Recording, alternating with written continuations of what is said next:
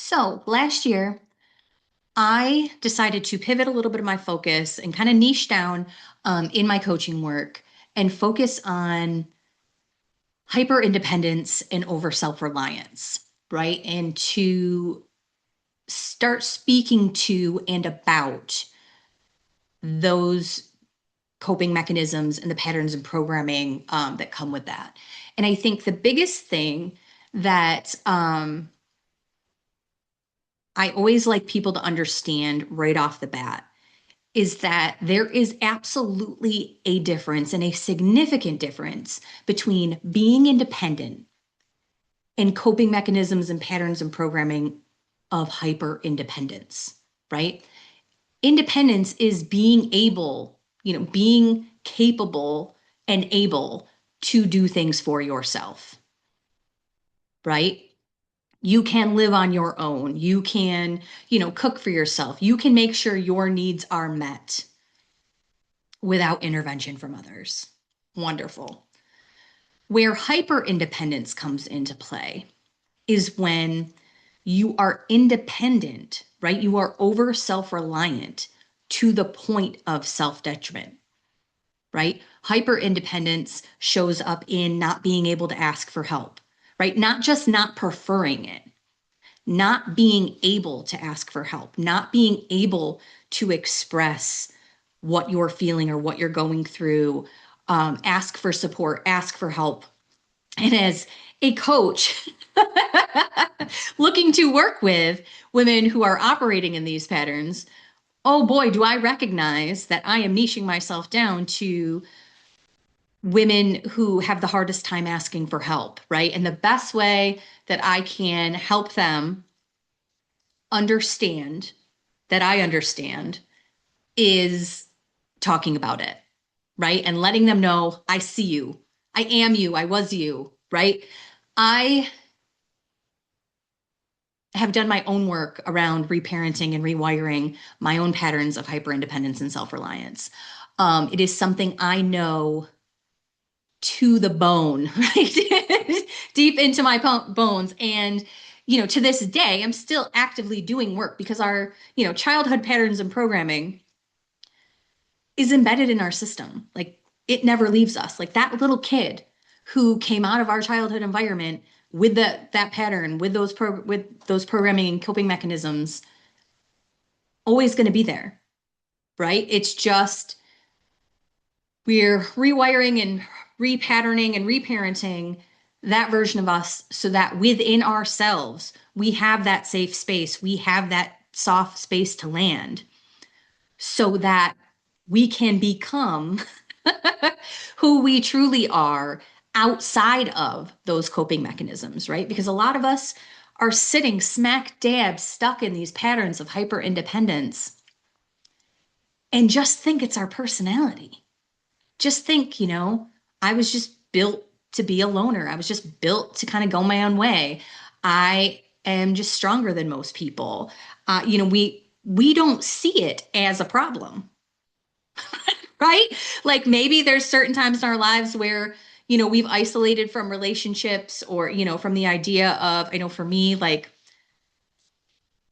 I haven't like actively dated in like 20 years, but like, and there have been pockets of my life where I've understood that my independence would potentially be an obstacle for those, or I thought, it would be an obstacle for this, right? But we think of I just say that to say that we're going through our lives just thinking this is who we are, right? No, it's who we came out of childhood understanding that we had to be, right? We operate in our childhood environment, and a lot of us are firstborn daughters, right? I will say, in my personal experience of talking to people out in the world and working with clients and doing my own work, most of us are firstborn daughters, right? So then you take this coping mechanism of not being able to rely on other people, because that's really if we get down to the core of hyper independence and self reliance, it is we decided in our childhood environment, in order to get our needs met, right? In order to stay alive in our childhood environment, we had to rely on ourselves. There was no one to lean on, to get support, to get, love, affection, sometimes, but also like physical needs, food, right? If we wanted it, we had to do it ourselves, right? There wasn't a parent around, or, a parent was there but not there. There's so many different things. But when we're a kid in these environments, we only have the psychological capacity to come out of a situation or experience in childhood with an I am story, right? So getting yelled at for wanting seconds at dinner. I always use this as an example, getting yelled at for seconds, wanting seconds at dinner, or being shamed for wanting seconds at dinner, right? You knew you were hungry. You wanted more, right? But you got yelled at or you got shamed. So you learn very quickly, I don't get what I need. I can't ask for seconds. I'm only able to eat what's put in front of me, or, when people are looking, I can only eat this much, right? What we don't understand, right? What the perspective we are unable to see as children is, we can't see that dad just lost his job and they don't know how they're going to buy groceries next week, right? There are different scenarios that we're all growing up with, a lot of similarities, here and there. But we decide very early on who we need to be and how we need to operate in order to survive and get our needs met in our childhood environment. And a lot of us learned that it was up to us. There was nobody else, right? And I'd say, elder millennials, Gen X, like a lot of us were left home alone a lot too. Like daycare wasn't a thing back when I was a kid. Certainly not in my income bracket, right? Like, we were left home alone a lot. And for us, firstborn daughters especially, then you add parentification, and then, so you have all these things that you're coming out of childhood with. And then you go out into the world, and, here in America, especially, you're out into the world of these social roles, right? And gender norms and the patriarchy and, the hierarchical, different things of, religion, different things like that, where it only adds to, right? Because there's no point in our lives where our nervous system gets an automatic upgrade like, hey, you're not in your childhood environment anymore. You're the parent now.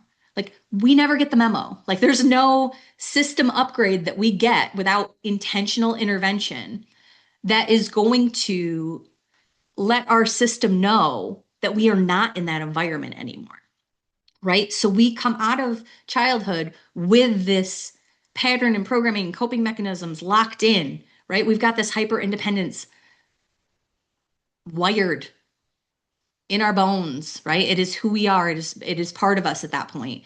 And then we go out into the adult world, right? And we make it part of our personality, right? It's going to show up as an adult a lot of times in a need for control, right? Being a control freak, being super independent, being Miss Independent. I don't need no man. Like that's how people perceive it. Um, it shows up in to-do lists, right? Always having to have it, always needing to manage, right? It shows up in not being able to express yourself emotionally. It shows up in not being able to ask for support where you need it. And the thing is, what's happening is we trying to decide if I want to go on this tangent right now, and I think we're just going to do it. We'll break the video up if I have to, but your girl's gonna yap. So if there's one thing she's gonna do, it's gonna be yap. Okay, so the thing is, hyper independence requires us to self-abandon, right? When we are having to manage our childhood environment, and in turn, we think we need to manage the mood, responses, reactions, and behavior of other adults, other people, but certainly other adults around us. When we have to rely on ourselves for everything, we begin to disconnect from ourselves and our emotions very, very quickly, right? The whole reason coping mechanisms exist, right, is because children can only cope. That is the only option a child has, is to cope, right? So hyperindependence requires self-abandonment. And this is the thing that people certainly don't see while they're in it, right? And a lot of people don't realize is hyperindependence requires a very high level of self-abandonment, right? Because we are coping, we are seeing the world as something we have to manage on our own, right? We do not see other people as reliable, trustworthy. We do not think it is safe to ask for help, right? And that requires a lot of disconnecting from ourselves and disconnecting from our feelings, right? The whole reason we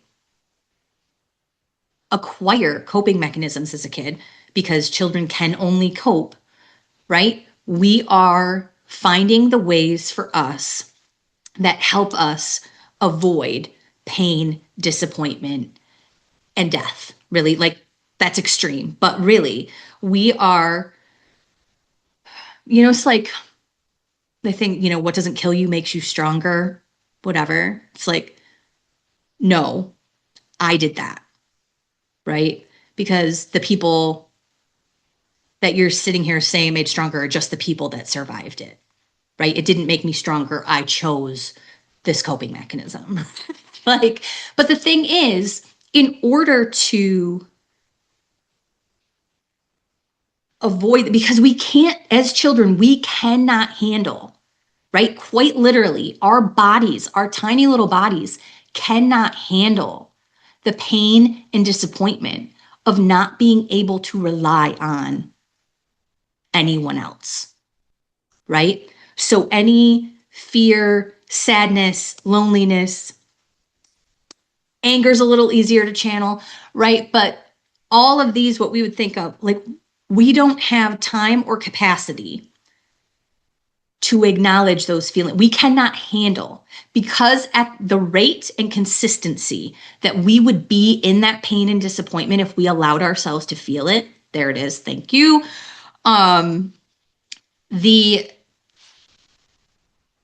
rate at which, right, the amount of time in our childhood we would have spent in that pain, in that disappointment of being consistently let down if we weren't managing, or we didn't think we were managing and controlling our environment, would have killed us. Right? And I'm not trying to be dramatic. It's how we're built. We cannot take on the continual pain and disappointment. It will quite literally break our system down. Right? It is why stress leads to physical breakdown.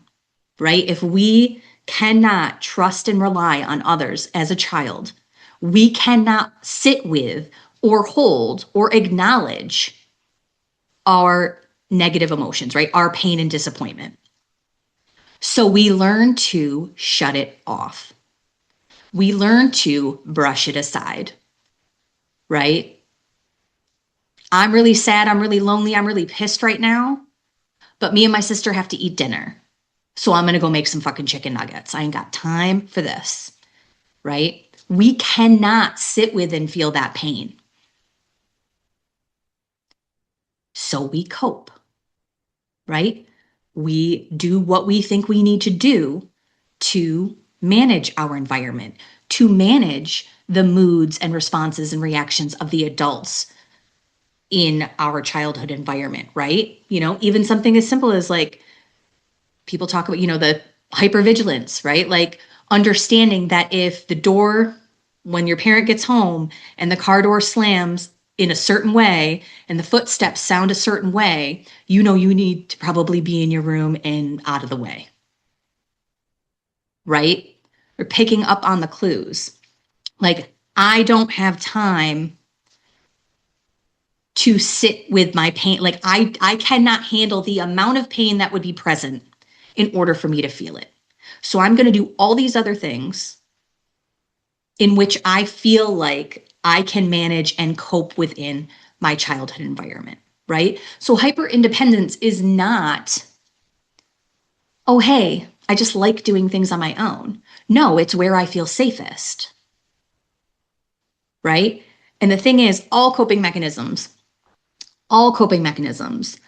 have an expiration date, but most especially hyperindependence. It can quite literally kill you.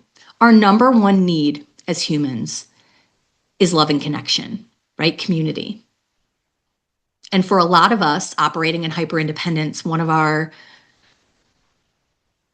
go-tos, one of our main go-tos to cope, right, in that, the patterns and programming of hyperindependence is isolation, right? That is not normal, right? You shouldn't have to have had to cope that hard, right? So the work that I've done with myself, the work that I do with my clients, it's really having to, because that little kid, right, that learned to cope in this way, that came out of that childhood environment with these skills, right? We can say coping mechanisms and patterns of programming. We came out with this certain set of skills that got us through childhood. We're stepping out into the adult world and they are going to outlive their usefulness. Those patterns are going to outlive their usefulness, right? You can't control everything. You are not responsible for the emotions and reactions and moods of another adult human being, right? But we don't get that upgrade. Like I said, we don't get that upgrade to our nervous system that announces that that doesn't work anymore. But that's where we feel safe. That is why it feels so impossible to ask for help. Like, people who haven't experienced this and aren't operating in hyper independence, right? They're just maybe a little bit more independent, don't understand how physically impossible it feels, how painful the idea of asking for help is to someone operating in that pattern. How unsafe you feel expressing a hard time that you're going through, right? And the disconnection from ourselves leads to our inability to acknowledge, hold, sit with, and move through our own emotions, right? That was the whole point of coming up with this coping mechanism, right? To avoid that pain and disappointment. So we do not have that, we don't come out of childhood with the capacity to hold pain and disappointment at any level, right? So we continue to cope. That kid comes right along with us, right? The rewiring and relearning, right? Learning to operate outside those patterns and that programming, we have to learn to reparent and sit with that fucking kid. That's the whole thing, right? It is giving that kid the parent that they always needed, right? Because if you were loved, supported, validated, considered, right? Loved, nourished, hydrated through other loving adults in your childhood, your life right now and your ability to move through challenges and, being vulnerable and things, that would look a lot different, right? So you then have to become and learn how to become that parent for yourself, because that kid never leaves, right? We can get our nervous system regulated, but as soon as we're, going back on autopilot and not being intentional and not showing up for ourselves, we're going right back into those coping mechanisms, right? Healing and rewiring these patterns and programming is reparenting, right? And I talk about it all the time. People are like, what the heck does that have to do with anything? Inner child work? No, it's everything, right? When we don't have the capacity, right? The reparenting is learning to acknowledge, sit with, hold, and move through any emotion, right? Because as an adult, if we do not have the capacity to hold our own emotions, to acknowledge and hold to our own emotions, right? Especially pain, disappointment, anger, fear, things like that, things that people perceive as more like the negative side of emotions. We are absolutely incapable of holding and even witnessing the emotions of other people, right? And that makes our dynamics in relationships, in friendships, romantic relationships, work relationships, that hinders us everywhere because we cannot hold our own emotions. We are incapable of holding space for anyone else. And that's where it triggers that need to manage the mood, the reaction, the stress level of, right? So when you think about telling that person that you are asking for help or telling that person that you're having a hard time, right? You're frozen because you think you have to then take on all the stress, reaction, mood, that they're going to bring to the table that you anticipate them having over you sharing this or over you asking for help. That's where the freeze comes in, right? And that's where in an adult situation, we still feel like we have to manage and hold and control and navigate another adult's emotions, reactions, moods to our existence because we cannot hold our own existence, right? If we were able, right, and through hold space for, sit with, and move through our own emotions, then the emotions of others don't affect us in that same way, right?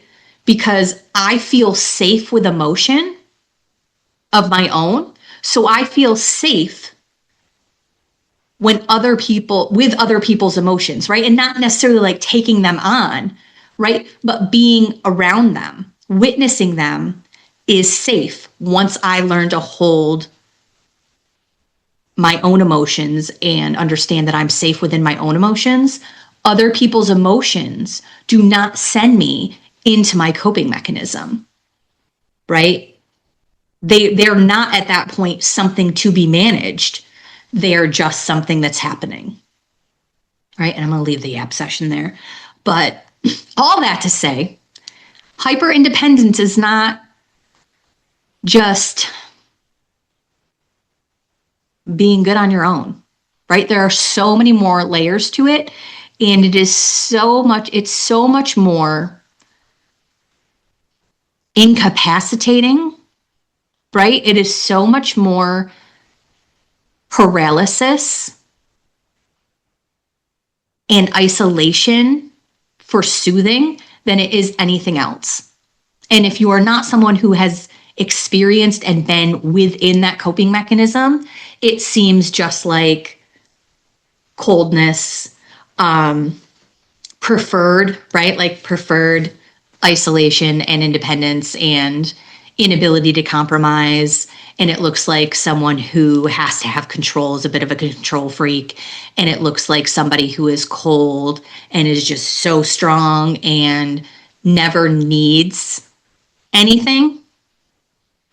But that's not what's happening internally in that experience at all. There is a difference. Okay? Okay.